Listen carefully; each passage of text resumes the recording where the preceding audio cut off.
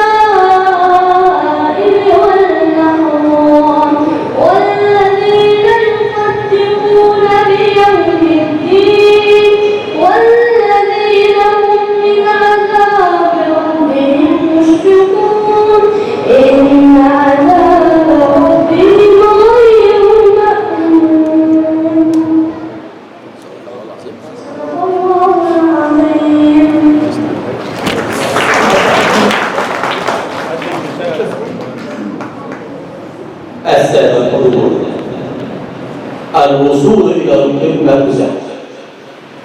الوصول دائما إلى القمة سهل، ولكن الثبات عليها هو الصعب، والاستمرار بها هو الأصعب. ها نحن اليوم قد تخطينا الصعب والأصعب. كتاب قرية مكشوف نشأ منذ حوالي 12 عاما، وعندما نشأ وصل إلى القمة في أسرع وقت ممكن. ذاع صيته في القرى المجاورة.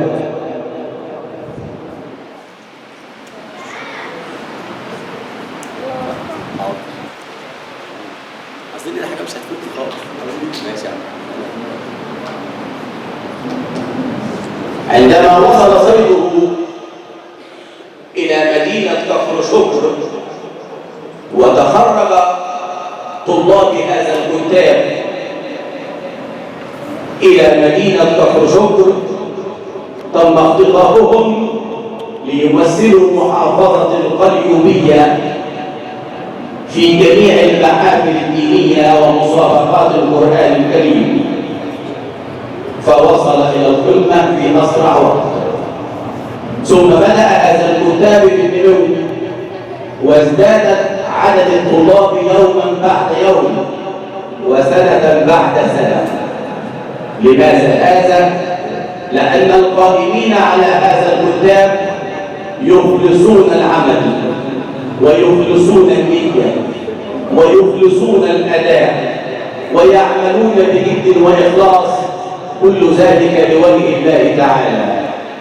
والدليل على ذلك أنه كان يدعوهم دائما ويقف بجانبهم في كل عام، يحفظ معهم القرآن الكريم، ثم يقوم باختبار جميع أبناءنا من الطلبة والطالبات.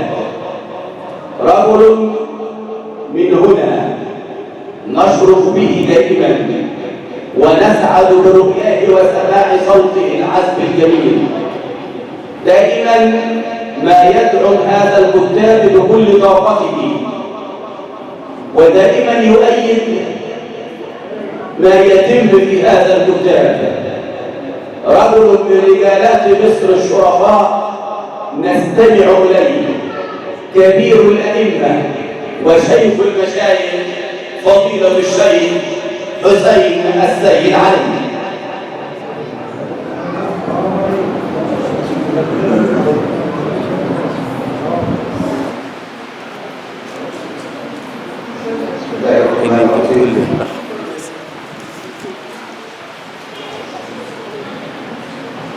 بسم الله النبي من الله جل وعلا، وهو موجود في كتاب الله، وهو موجود في القرآن الكريم.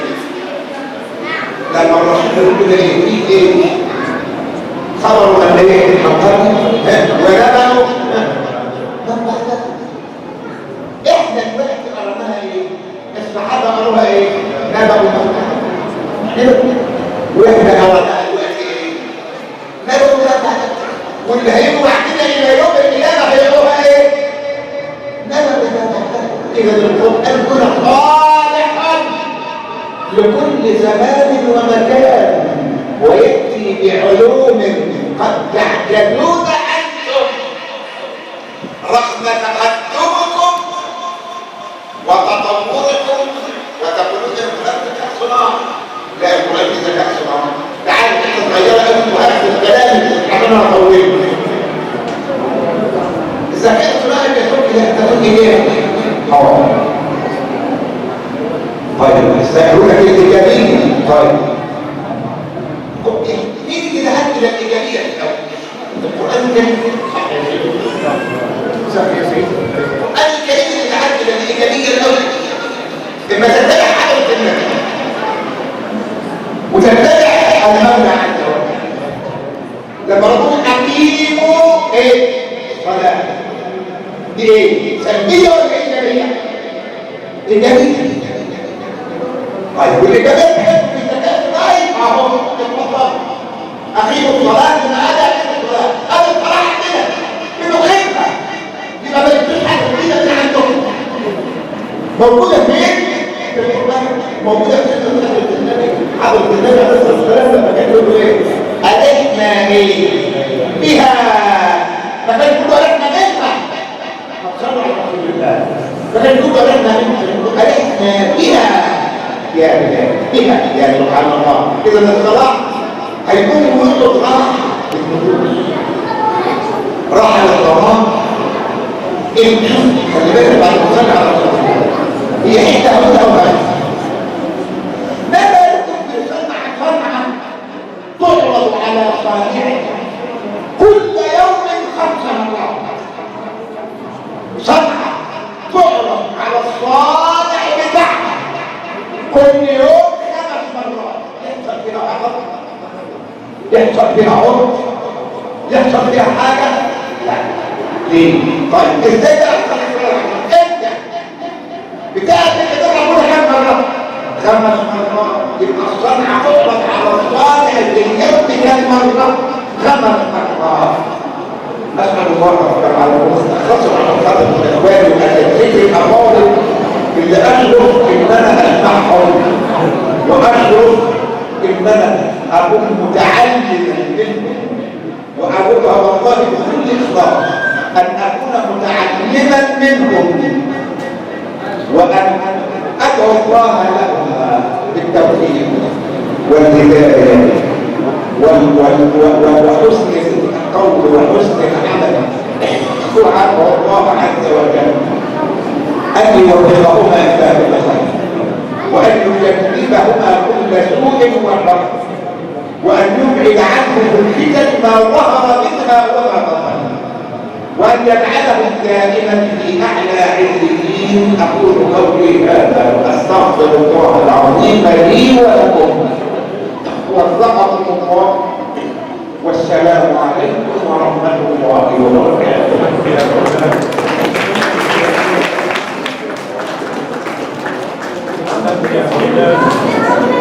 قدام قرية بقشة منزل مفتوح للجميع 24 ساعة. يتم استقبال جميع طلاب القرآن الكريم في هذا المنزل بالمجان. لم يدفع طالبا أي مبالغ مقابل تعليم القرآن. يتعلم الطالب الفقه والسنة والقرآن الكريم بقراءات متعددة بالمجان إيمانا من القائمين على هذا الكتاب بفضل القرآن الكريم وفضل نشره بين أبنائنا. ولذلك نجح هذا العمل الجليل. السادة الحضور، دعوني باسمي وباسمكم أرحب برجالات الأوقاف والأزهر الشريف. نرحب بعلمائنا الكرام. عالم امتاز بالموضوعية، امتاز بالإخلاص، امتزج عمله بالنظام وحسن الأداء.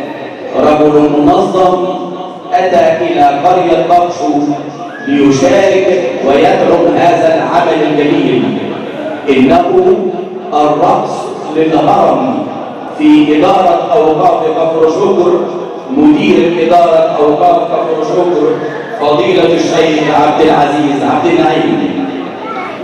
وأيضا دعوني أرحب بابن هذا المكان، صاحب الكلمة القوية الإيمانية، صاحب النور المشرق الذي يزيل الظلام لقرية بقشو. إمام وخطيب القرية فضيلة الشيخ عبد القادر عبد اللطيف عمر. السادة الحضور، لكل مكان من يرعاه ويسهر لكي نرتاح جميعا. رجل يقتطع من وقته الكثير، نحن ننام وهو ساهر يرعى ويحمي، يفكر في الحلول وينظم كل الامور. نرحب به جميعا عمدة كفر عزب غنيم الحاج جمال عبد العزيز ابو الحاج. السادة الحضور، موعدنا الآن مع أنشودة دينية من أحد طالبات كتاب قرية بقشو، الطالبة إنعام إسلام.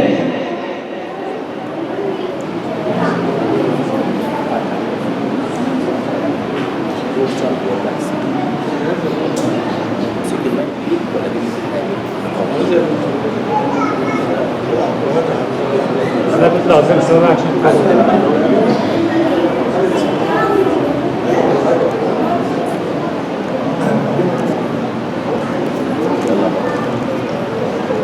والصلاة ولنبينا سيدنا محمد نور هدينا صل على النبي أحسن صلي لازم رب عليه يصلي من صغري وأنا بمدح المكمل وفضل شرف المدح فصلي والصلاة ولنبينا سيدنا محمد نور هدينا صل على النبي أحسن صلي لازم رد عليه يصلي من صغري وأنا بمدح المكمل وفضل شرف المدح فصلي يا طه يا جد الحسنين يا سيدنا يهديك نور العين يا طه يا جد الحسنين يا سيدنا يهديك نور العين ولو أقول في الحب ولا لغيرك انت أقولهالني لغيرك انت أقولهالني حلوة الصلاة على النبي الهاشم العربي بيهان المطلبي وفي سهرتي ضربي ولا يحصل الأنس غير بذكره الهاشمي العربي صلواتنا من غير عدد وسلامنا على الهادي ويجيلنا منها المدد والخير على بلادي ما الجلال في القلب مدايب بالجلال والجمال اللهم صل على سيدنا طه وعلى آله وصحبه والتابعين اللهم صل على سيدنا طه وعلى آله وصحبه والتابعين شفته في منامي تبسم لي شفته في منامي من يومها ببعت له سلامي للنبي سلامي شفته في منامي تبسم لي شفته في منامي من يومها ببعت له سلامي للنبي سلامي يا طير يا طير يا طير الحمى ده انا عيني بزيارته مغرمة يا طير يا طير يا طير الحمى ده انا عيني بزيارته مغرمة امشي له ولا اطير في السما يا طير يا طير يا طير الحمى سمعني صلاتك عزم الصلاة عزم مش مرة واحدة زدها اتنين كمان اتنين سمعني صلاتك عزم الصلاة عزم مش مرة واحدة زدها اتنين كمان اتنين وزي ما بدأنا بيها بنختم بألف صلاة وسلام عزم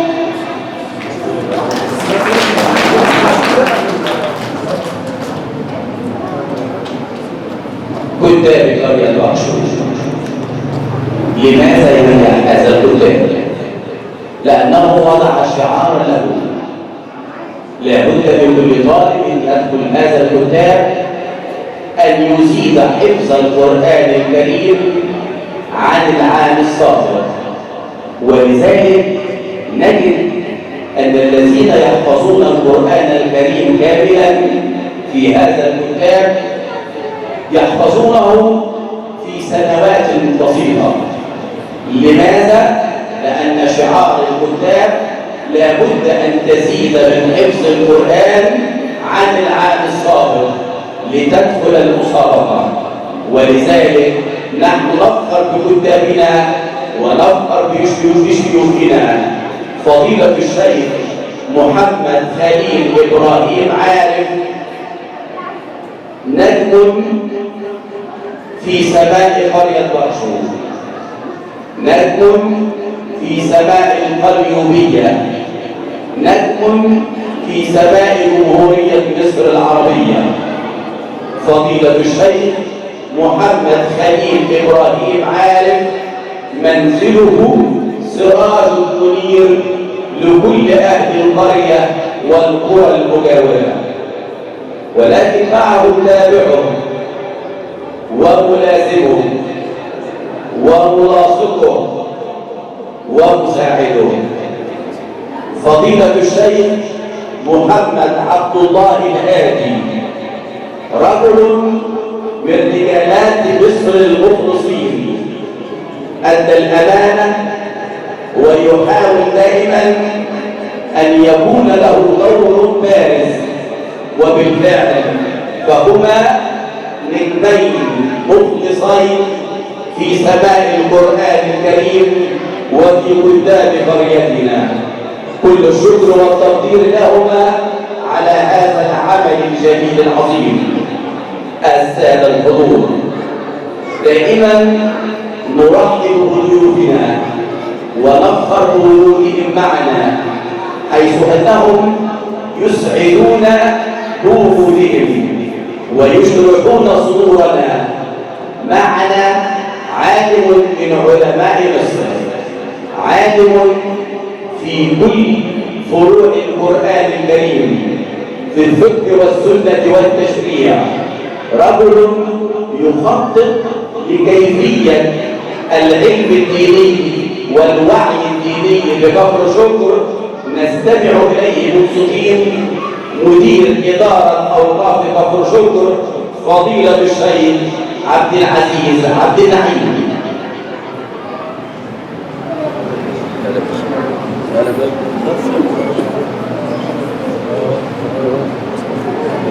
السلام عليكم ورحمة الله تعالى وبركاته. الحمد لله رب العالمين يا رب، ناداك قلبي خاشعا ولساني يا عالما بالسر والإعلان، فرج كروب المسلمين جميعهم وأعد عليهم نعمة الإيمان. اللهم أعد للمسلمين عزهم وجدهم، وصد بلاد المسلمين من كل مكروه وسوء، ورد الناس إلى الحق والعدل، واهدهم إلى صراطك المستقيم. وأشهد أن لا إله إلا الله وحده لا شريك له، ولي الصابرين وناصر المتقين. وأشهد أن سيدنا ونبينا وحبيبنا وعظيمنا وقائدنا وقدوتنا إلى الحق تبارك وتعالى ومخرجنا من الظلمات إلى النور قال قائل لي: رأيتك تهوى آل طه ودائما ترتجيه، كان حقا عليك أن تقضي العمر مليحا فيه وفي غيره.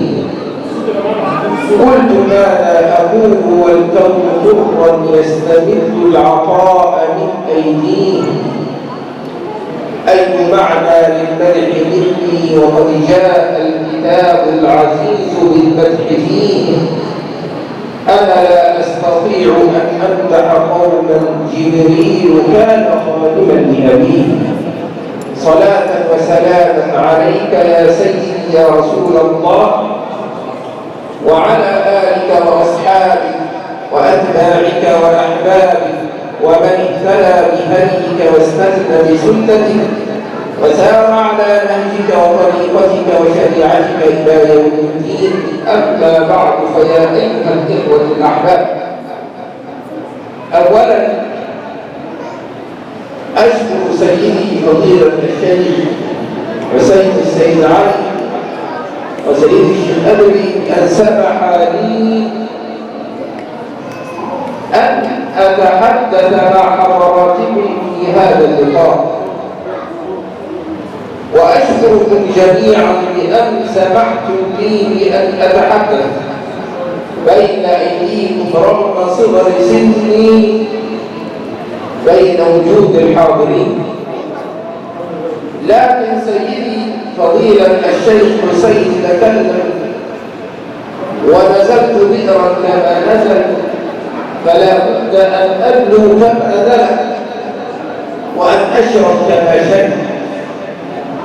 سيدي بدأ الحديث عن أهل القرآن. عرس اجتمعنا جميعا لكي نشاهده في هذا اليوم. فأولا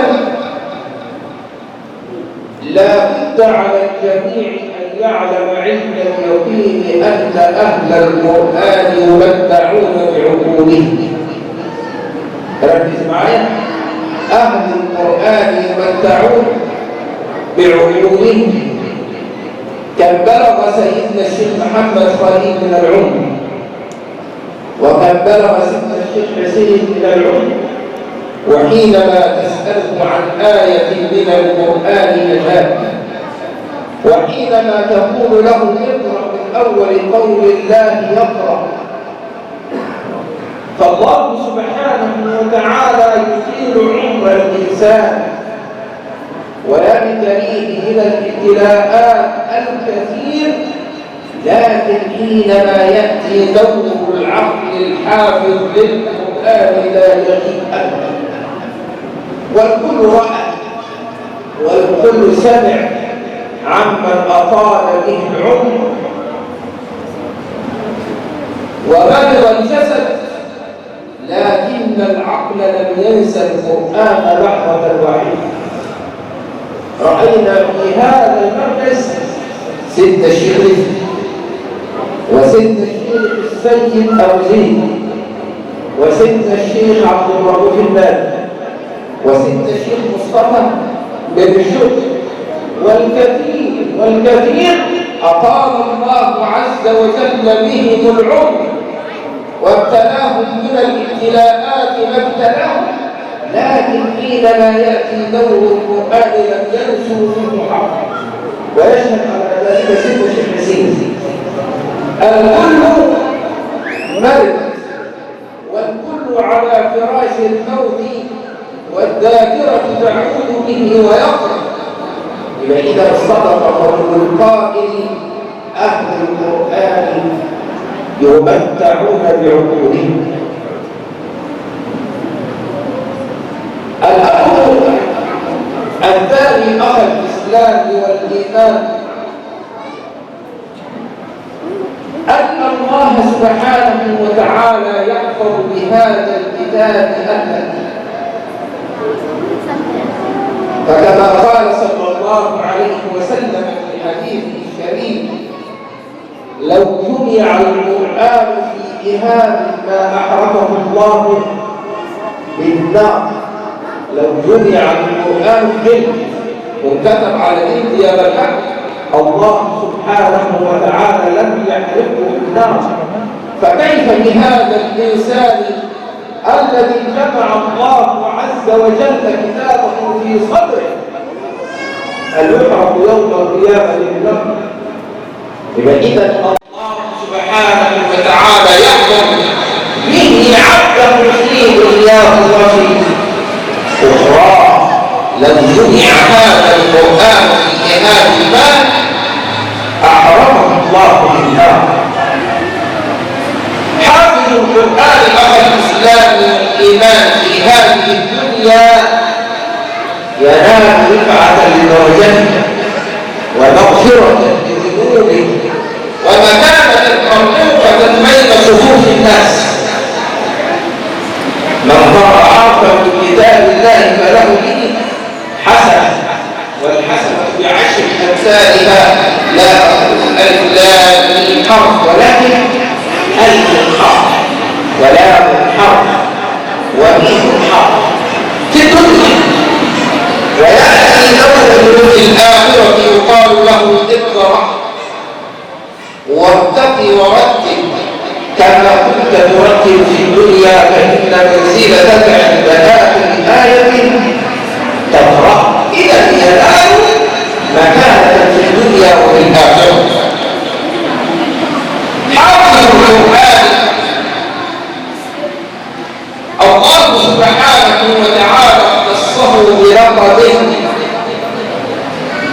وجعل له اسما خاصا من دون الأسماء في هذه الدنيا. فحينما تسأل عمن يدرسون في الطب يقال لهم أهل الطب، وعمن يدرسون في الهندسة يقال لهم أهل الهندسة، وحينما تسأل عمن يحفظون القرآن يقال لهم أهل الله. إذا الأمر يختلف. الله سبحانه وتعالى اختص هؤلاء فجعلهم أهل، كما قال الصادق المصدوق صلى الله عليه وسلم: إن لله أهلين. قيل ومن هم يا رسول الله؟ قال صلى الله عليه وسلم: أهل القرآن أهل الله وخاصة. أقول قولي هذا وأستغفر الله العظيم لي ولكم كل عام أنتم بخير.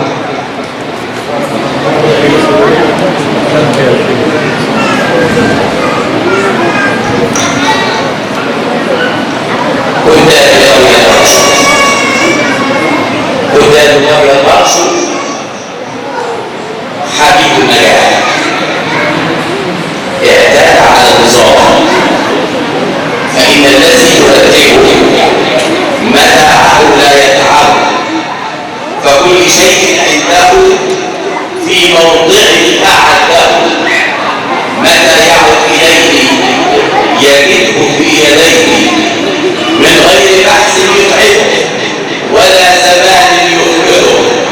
حسن نظام العمل يضمن نيل الأمل. بالفعل النظام يدق عندما يأتي القرآن الكريم. القرآن الكريم به كل شيء، والدليل على ذلك أن الشخصية التي أقدمها لكم الآن نشأ في هذا الكتاب وامتلأ قوة بالقرآن. لم نسأله ماذا تقدم ولم نسأله ماذا تقول، لأنني أصل فيه صفة عمياء، أصل في آلائه، أصل في قدراته، دائما يتحفنا بكل جديد. دائما عندما ينهي ما يقول نريده أن يستمر فيه مرات ومرات، مع أعلام قرية مقصود وأعلام مركز ومدينة كفر شكر المنشد الديني فضيلة الشيخ محمد رشدي.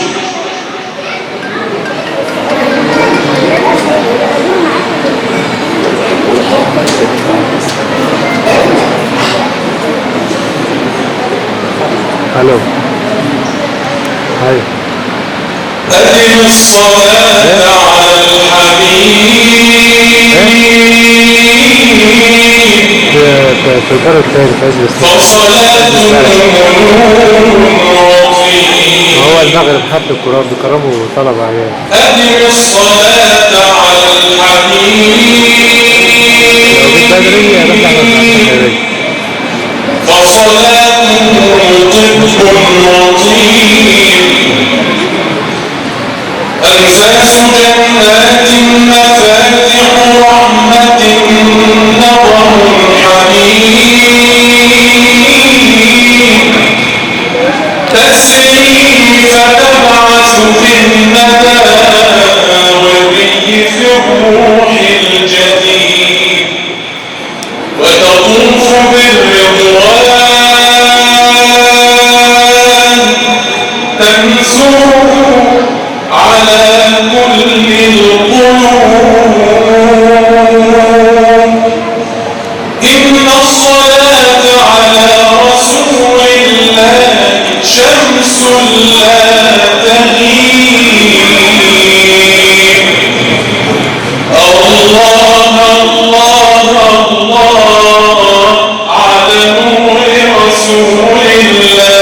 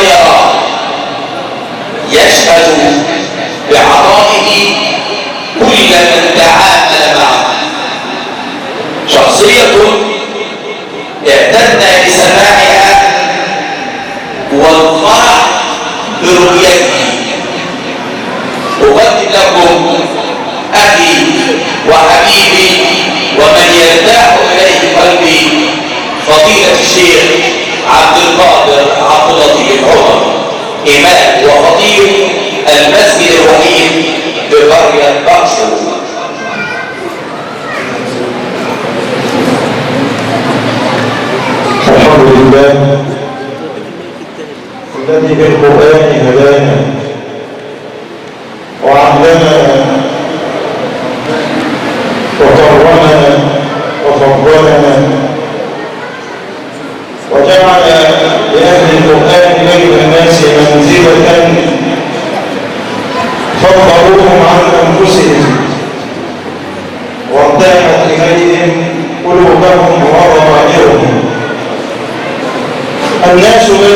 الناس ناس، لكن بالقرآن زادهم القرآن فكانوا أفضل الناس. لذلك أصلي وأسلم على رسول الله. اللهم صل وسلم وبارك على نبينا محمد وعلى آله وأصحابه الطيبين الطاهرين ومن تبعه بإحسان إلى يوم الدين. أصحاب القلوب الطيبة المشرقة، مرحبا بكم في بيت الله تعالى لأهل هذه البلدة أهل القرآن.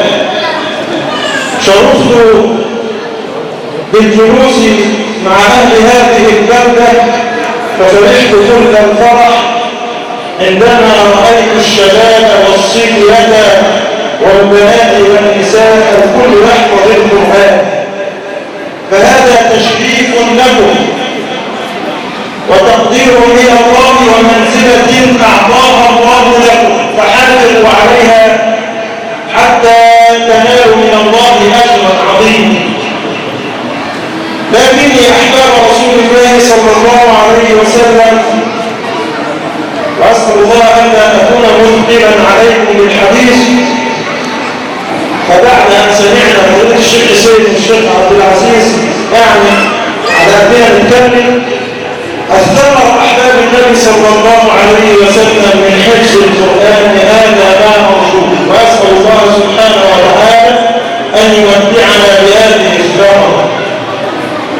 ليس الموضوع حفظ القرآن من أجل الحفظ فقط أحباب رسول الله، ذلك تشريف وتكريم وتقدير بالحفظ، لكن ما نريد أن نواجه إليه ما وجهنا الله إليه من باب التذكير. ربنا سبحانه وتعالى قال لنا: ولقد ضربنا للناس في هذا القرآن من كل مثل. طيب لما كلمنا عن القرآن وقال ولقد ضربنا للناس في هذا القرآن من كل مثل، طيب أهل القرآن الذين يقرؤون القرآن كيف يقرؤون ومتى يقرؤون؟ ربنا سبق لنا كده؟ أبدا أحباب النبي صلى الله عليه وسلم في سورة المزمل: إن ربك يعلم أنك تقوم أدنى من ثلثي الليل ونصف وثلثا وطائفة من الذين معك. اسمع: والله يقدر الليل والنهار علم أن لم تحصوه فتاب عليكم فاقرأوا ما تيسر من القرآن. طيب ربنا بيحبنا وبيخفف عنا وما يحبش بنا ان احنا نحضر القرآن. علم من سيكون منكم وآخرون يضربون في الأرض يبتغون من فضل الله وآخرون يقاتلون في سبيل الله. هل السعي على الرزق، هل الخروج في سبيل الله يجعلنا هاجرين بالقرآن أحباب النبي؟ أبدا. ربنا يقول: اقرأوا ما تيسر منه وأقيموا الصلاة وآتوا الزكاة. اسمع: وما تقدموا لأنفسكم من خير تجدوه عند الله. بس لا، هو خيرا وأعظم أجرا. أفضل أجر تاخذ في حياتك أجرك على القرآن قراءة وبس، قراءة وتخلقا بأخلاق. احنا عايزين نتخلق بأخلاق القرآن كما قال ربنا في القرآن: قد أفلح المؤمنون. من هم المؤمنون؟ صفاتهم ايه؟ الذين هم في صلاتهم خاشعون، والذين هم عن اللغو معرضون، والذين هم بالزكاة فاعلون، والذين هم لفروجهم حافظون. يبقى صفات المؤمنين. طب لما يكونوا مؤمنين وطالبين للقرآن يبقى أعلى منزلة من المؤمنين العاديين. فتكون حافظ القرآن متخلق بأخلاق القرآن أسوة جميلة بحبيبنا صلى الله عليه وسلم. سئلت السيدة عائشة رضي الله عنها عن خلق رسول الله فقالت: كان القرآن فكان قرآنا يمشي على الأرض. هي دي الثمرة اللي احنا عايزينها لأبناء هذه القرية وكل من يحفظ القرآن. ازاي تبقى حافظ القرآن وتدرس؟ ازاي تبقى حافظ القرآن وتشرح أو تهجر؟ ازاي تبقى حافظ القرآن وتخرج من رسالة ألفاظ مسيح أو ترد الإذاعة بإذاعة؟ يبقى انت مش متقدم بخلق القرآن. احنا عايزين نحفظ القرآن مش من أجل الحفظ فقط، نحفظ القرآن من أجل الخلق، من أجل الأخلاق اللي ربنا سبحانه وتعالى أمر بيها. أخلاق القرآن أحباب النبي احنا محتاجين ليها، محتاجين لها في حياتنا، في معاملتنا مع جيراننا، في معاملتنا مع زمايلنا، في معاملتنا مع نسائنا، في معاملتنا جميع معاملاتنا، في جميع حياتنا. ربنا يجعل لنا الدستور قرآن كريم يتلى آناء الليل وأطراف النهار، فيجب أن نتحلى بأخلاقه الفاضلة. أسأل الله أن يعيننا على ذلك، وأسأل الله سبحانه وتعالى أن يكون الاستمرار على القرآن وأخلاق القرآن وشعار هذه البلدة وكل البلاد الإسلامية المجاورة. أسأل الله أن يحفظنا بالقرآن وأن يكرمنا بالقرآن وأن ينعم علينا بالقرآن وأن يتفضل علينا بالقرآن وأن يحفظنا ويحفظ أسرنا وأن يجعلنا أهلا لطاعته. هو ولي ذلك والقادر عليه. شكر الله لكم حسن الاستماع وصلى الله وسلم وبارك على نبينا محمد. كتاب بقرية المقصود. هذا الكتاب الذي دائما نجد دوره واضح، ومن الأعمال التي تنفذ في هذه البلدة التي توضح أن هذه القرية أهلها يستحقون التكريم، وتكريمهم يأتي نتيجة وجود هذه النقطة الجميلة المضيئة في قرية المقصود. هذه النقطة المضيئة تضيء كل البلدان التي تحيط بها بهذه الثمرات الكرام الجميلات، ثمرات حفظة القرآن الكريم. مع إحدى ثمار هذا الكتاب رجل أصبح له صيت عظيم، تسمعه في أي مكان تشعر بعظمة وإجلال القرآن الكريم. صوته متميز، صوته متميز في كل شيء، في القرآن الكريم، في الابتهالات الدينية، في الأنشودة الدينية. عندما وصل إلى الإذاعة والتلفزيون المصري والعربي والقنوات الفضائية قال دائما: أنا ابن كتاب قرية المقصود، مع الابتهالات الدينية وفضيلة المبتهل الشيخ يوسف أحمد عبد الستار.